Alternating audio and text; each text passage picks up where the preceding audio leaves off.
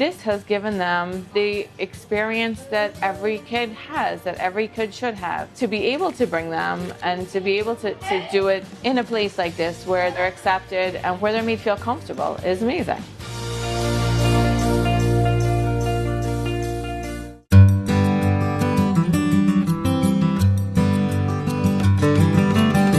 Because haircuts were a nightmare, I actually ended up cutting their hair in their sleep, in their beds. You're doing a great job. I know. Getting a haircut is a typical everyday experience, but not for people who have sensory disabilities, because their sense of touch is much heightened to a point where it becomes like painful for them. I think it's everyone's job to create awareness of children with autism. There are a lot of businesses out there who don't really consider people with sensory disabilities as a priority. And I think that it's important to also be inclusive for everyone.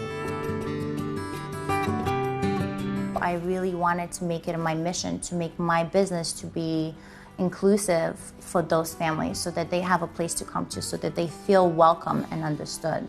Culture City is really great in the sense that their training program is developed by behavioralists and medical physicians, people who are really experts in the field. And you have to do some modifications in the salon in order to make it more sensory inclusive. Preparation for a haircut takes a few days. We certainly let their teachers at school know in advance that they're going for a haircut. We have a social story that they read every day. We have a picture of the front of the barbershop. We have a picture of Arthur. We have a picture of the chair, a picture of the buzzers. And we go through it every day and we talk about what's going to happen. They definitely need to know every step of what's going to happen next. And we go. So first we greet them at the door. Hi, it's so nice to see you. We take them to the bench, the waiting area in the back. And then we ask the client or their parents their haircut history, if they're comfortable getting a haircut and what's happened in the past. Joe is probably more scared of haircut, yes. We offer them the sensory bag. We demonstrate to them what the bag is about and the items that are inside of it. And we show it to them, and then we ask them if they have any use for these items. And if they do, we give it to them. If not, then we just place them on the chair. I put the cape around them, and then I tell the clients and the other practitioners to keep the volume at a minimum. Sometimes it works out, sometimes it doesn't. It all really depends. But if the child's not ready to get the haircut, we'll just take them to the back again and offer them the sensory bag and see if they, want any of those items that might be able to help them. And if they do, we just proceed. If not, then we just give them more time. If still the child's not comfortable with getting a haircut, then we just address the parents, tell them it's okay. You guys can always come back and we can try again at a later date. Is that you?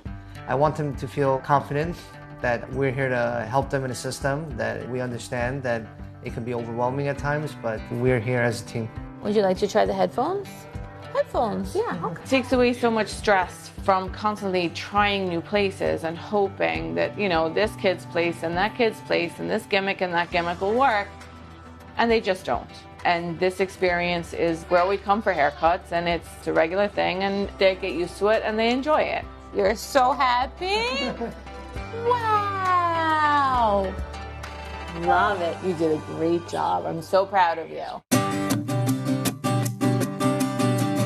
I decided to come here because they offer these sensory-friendly bags that I thought would be helpful for Santino. There's so many children that are affected by this that I don't think many people understand it.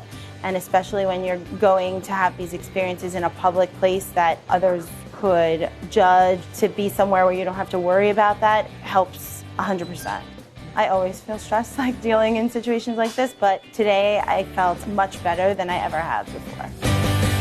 My ultimate goal for the salon would be to start a change within the autism community, to bring positivity to the community, that things are changing slowly but surely, but they are changing. And give hope to these families that we see you, our hearts are open to you, our doors are open to you, things are changing and you're welcome. You don't have to feel alone.